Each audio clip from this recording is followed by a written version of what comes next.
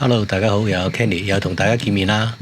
喺2025年2月農曆年期間呢，我同老婆去咗台灣6日5夜嘅旅行，去咗台北啦、高雄啦兩個地方，由北面去到南面。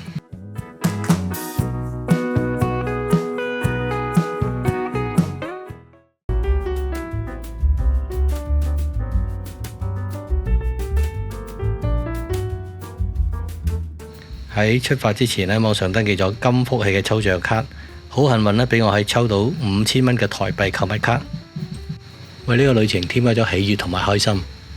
台灣呢個消費金2025呢，係為咗觀光推動去台灣旅行，台灣政府推出咗抽獎形式嘅消費金計劃，去到2025年嘅6月30號為止，自由行嘅旅客獲得5000蚊嘅台幣消費金，約港幣1286蚊。中咗獎嘅旅客可獲得屈臣氏啦、七仔啦、FamilyMart 嘅商戶提供嘅贈品同埋優惠。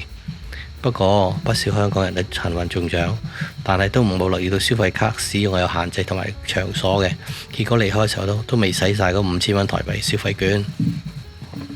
離開咗呢個機場呢，我哋搭地鐵去咗個叫做Outlet，名叫華泰名品城店，同張消費卡開張先。因為時間尚早呢，我哋喺呢度Outlet食埋個午餐。呢個Outlet好多名牌賣㗎，我就買咗少少名牌用品。華泰名品城呢，位於台灣桃園市嘅中壢區，係台灣最大嘅露天美式購物中心。之後呢，我哋去咗東門站嘅酒店，去到嘅時候呢，剛剛係傍晚嘅時間，就去咗附近嘅永康街食飯。永康街係出名嘅港人蒲點、食飯同埋賣手信嘅地方。永康街位於台北市嘅大安區信義路2段上嘅著名美食街，有許多出名嘅餐廳同埋小食而聞名，例如鼎泰豐小籠包啦、秀蘭小館啦、吳留守燒烤店等。我哋去咗一間叫石搬飯堂，因為呢度係食台菜出名嘅飯店，嚟到又要排隊喎，唯有揼住雨水等啦。我哋點咗黃沙豬潤啦、水蓮啦、豬大腸等。石搬飯堂超過有20年嘅老字號餐廳，推薦嘅招牌菜有風肉啦、宜蘭西路肉啦、芋頭排骨啦、白切雞啦、蒜泥白肉啦、蚵仔煎等古早名食，值得嚟食一食嘅。另一間叫永康牛肉麵，嚟嘅多數都係觀光客，價錢都係觀光客嘅價錢。佢嘅招牌菜就係紅燒牛肉麵，紅燒嘅湯頭大骨煎釀搭呢個四川豆瓣醬，每日24小時不斷烹煮。迪化街位於台北市嘅大同區，建於清朝嘅咸豐年間，19世紀末一直以台北重要嘅南北貨、茶葉、中藥材同埋布匹集散地為中心，同埋以辦年貨而聞名。一般所熟悉嘅迪化商圈街係大島埕嘅一部分。今日嘅午餐我就去咗一間叫杜小月嘅台南粉麵店。杜小月嚟自台南，8年嘅老店，源於1895年。杜小月嘅擔擔麵係非常之出名嘅，美食有蝦卷啦、蚵仔酥啦，把傳統美食都做得好精緻化，價錢就係遊客級價錢。跟住同老婆去附近逛下啲手作名店，買下啲竹藤籃啊。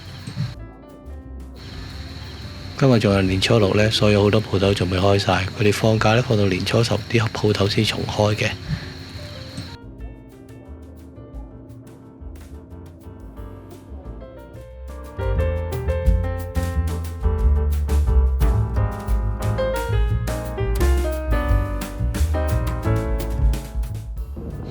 之後呢，我嚟咗大島埕碼頭廣場，呢個係淡水河邊。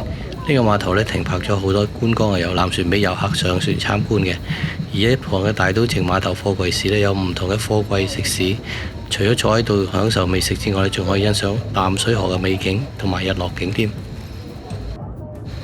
不過今日天公唔做美，唯有揼住雨睇河景啦。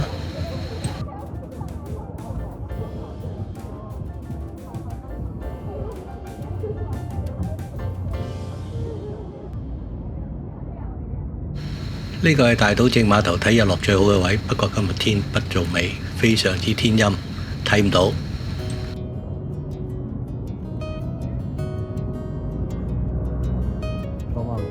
傍晚嘅時候呢，我哋去咗跳河夜市掃街，乘搭捷運松山新店線去到松山站，喺1號出口出站就即刻到達啦。曉河夜市係台北市比較早期嘅觀光夜市，以不同嘅地道美食而聞名，吸引大量嘅遊客。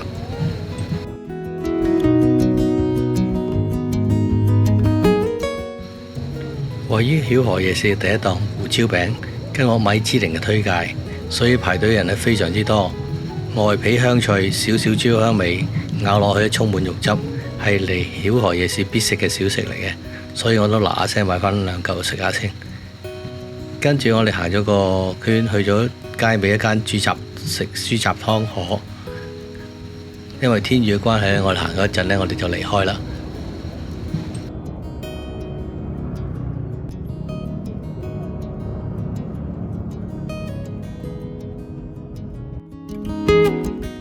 第4日，我哋坐高鐵由台北去高雄探朋友，老朋友喺高雄展開佢2次人生嘅生活。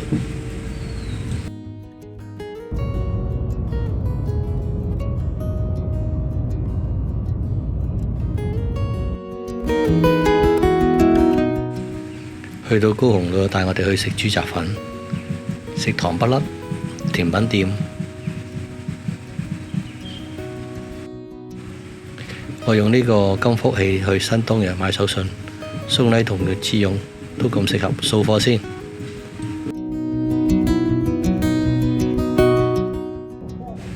我哋住喺老友嘅農莊，非常之大啊！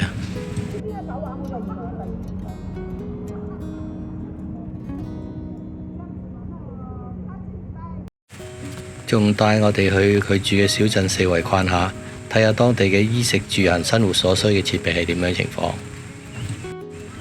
晚餐帶咗去一間叫做江之味嘅客家料理，呢間係好出名嘅食豬手嘅鋪頭，滷水豬手，同埋一間就招牌菜黃金泡菜嘅。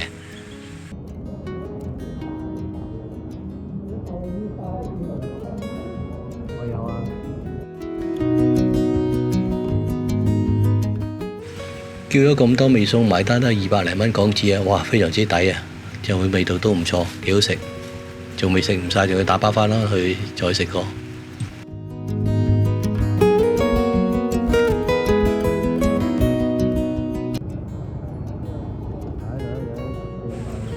一早我哋去一個叫屏東嘅潮州街市市場，呢個係一個路邊嘅街市，喺馬路嘅兩旁。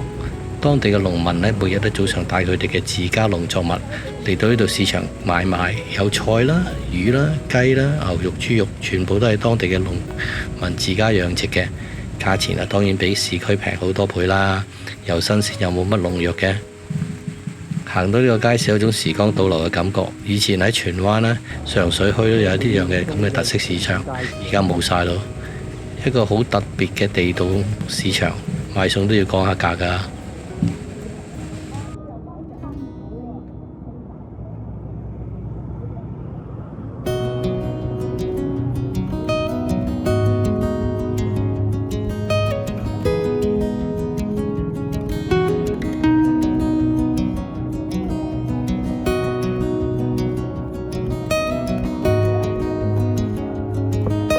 我哋上咗年紀呢，有一種懷舊嘅感覺嘅，大家唔知點樣睇呢？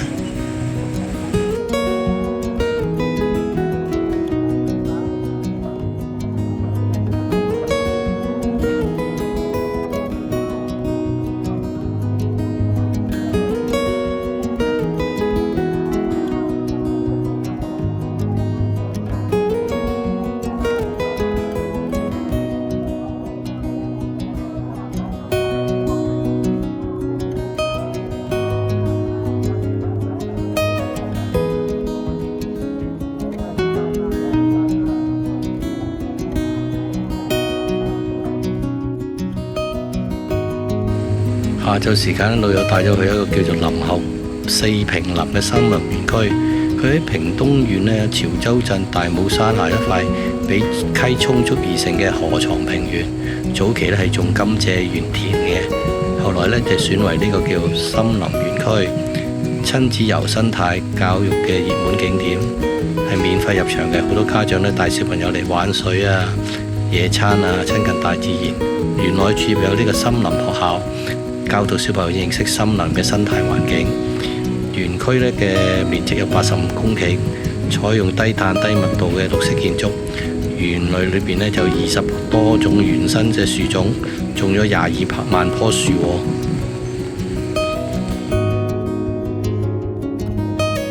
同時呢都開放田地出租，因此呢園內呢你可以見到有人種南瓜啊、西瓜啊、香蕉等農作物。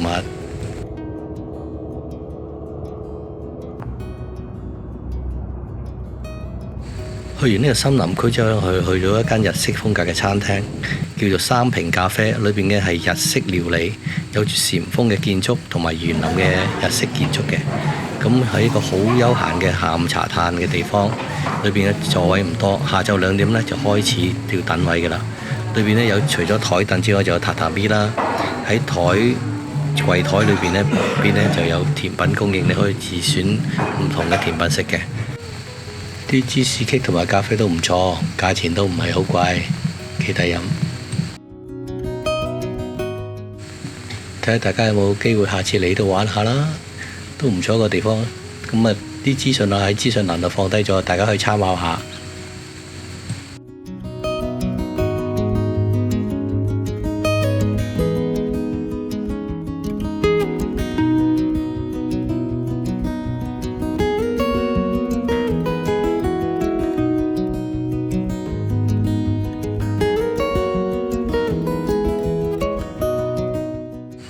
攤完下午茶呢，就去朋友屋企煮晚飯啦。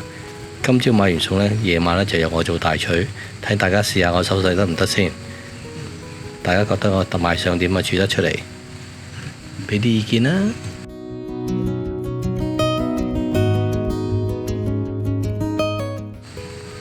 享受完呢個快樂日子，第日我哋一早就搭飛機返香港啦，結束咗呢個6日5夜嘅台灣假期。多謝各位抽時間收睇，我哋下集見，拜拜。